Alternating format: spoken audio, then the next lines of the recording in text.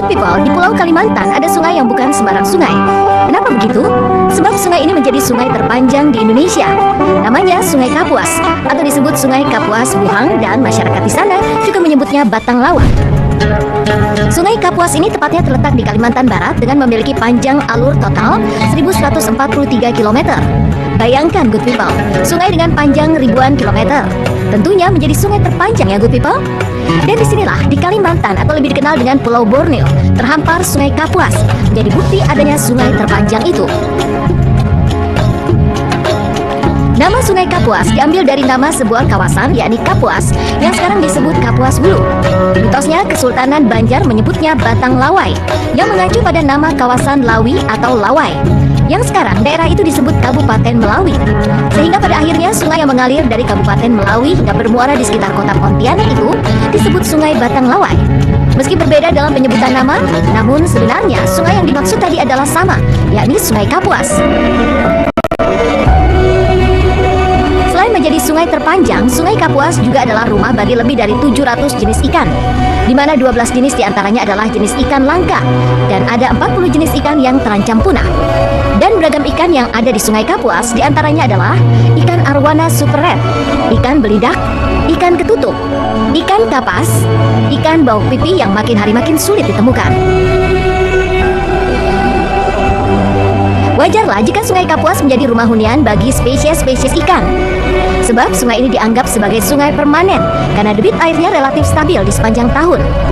Panjang Sungai Kapuas, good people, memiliki sumber air atau hulu yang berasal dari Pegunungan Muler, Kabupaten Putu Sibau, untuk kemudian mengalir melewati Kabupaten Sintang, Sekadau, Sanggau, dan berakhir di Selat Karimata, atau tepatnya berada di sekitar kota Pontianak Lebar, di mana sungai ini memiliki kedalaman 70 meter hingga 150 meter. Sungai Kapuas juga dijadikan logo oleh pemerintah kota Pontianak. Sekilas gambar logo seperti huruf Y yang terbalik. Namun jika diteliti lagi, itu adalah gambar dari Sungai Kapuas yang membelah provinsi Kalimantan, yang memang terbelah cabangnya dan bisa dilihat dari udara atau dari atas jembatan Kapuas 2.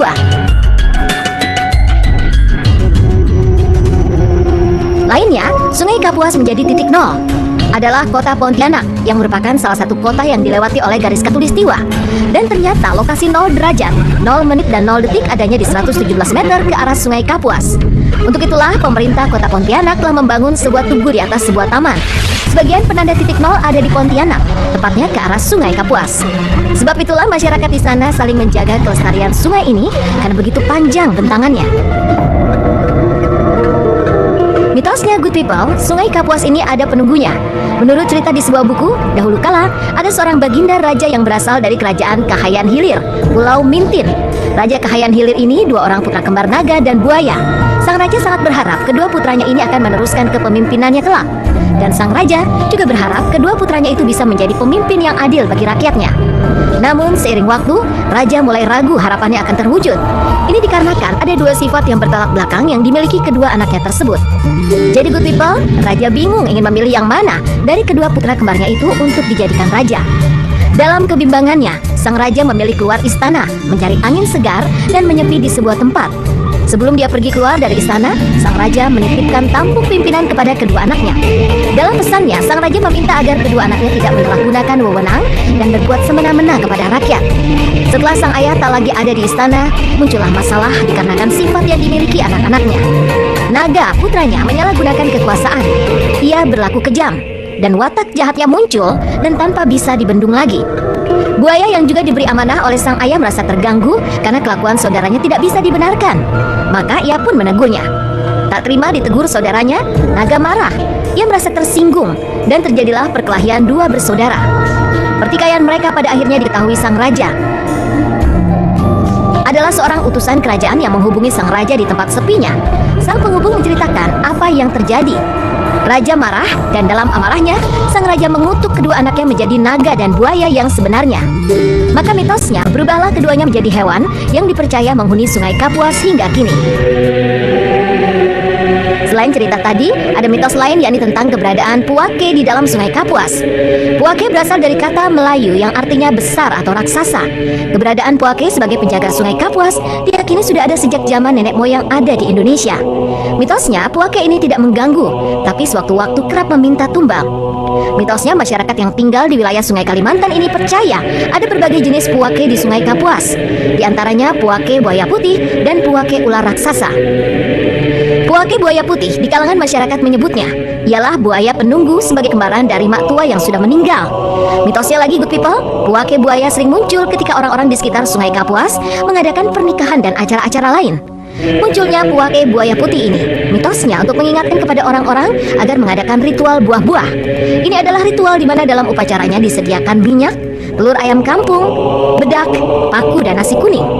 Juga ada mitos lain bahwa Puake di Sungai Kapuas berbentuk ular raksasa dan panjang, di mana kepalanya ada di mulut muara dan ekornya ada di hulu sungai. Keberadaan penunggu Sungai Kapuas mitosnya memunculkan kisah lain, yakni pada tahun 1994 silam. Kala itu anak-anak yang tinggal di Kelurahan Tanjung Kapuas, Kota Sanggau, Kalimantan Barat, asyik bermain di sungai. Anak-anak menghanyutkan diri dari hulu hingga ke hilir sungai dengan menaiki pelampung dari ban dalam. Saking asiknya mereka bermain tanpa sadar. Mereka juga saling melempar bakyak dan berteriak-teriak. Saat itulah tiba-tiba ada gelombang besar layaknya speedboat yang melintas. Gelombang ini mendekat dan mengarah ke tempat anak-anak bermain. Maka terpelantinglah mereka. Kejadian ini di luar nalar dan terlihat ganjil karena tidak ada speedboat atau perahu besar lewat. Lalu seorang tetua adat menasehati bahwa penunggu Sungai Puake marah karena mendengar ada kata-kata kotor yang terucap saat bermain-main di sungai tadi. Juga saat menyeberangi Sungai Kapuas, segala tindakan dan perkataan harus senantiasa dijaga, karena jika tidak bisa menjaga kata dan tindakan. Mitosnya akan terjadi hal-hal yang tidak diinginkan. Sejak itulah masyarakat makin percaya bahwa mitos penunggu Sungai Kapuas memang ada.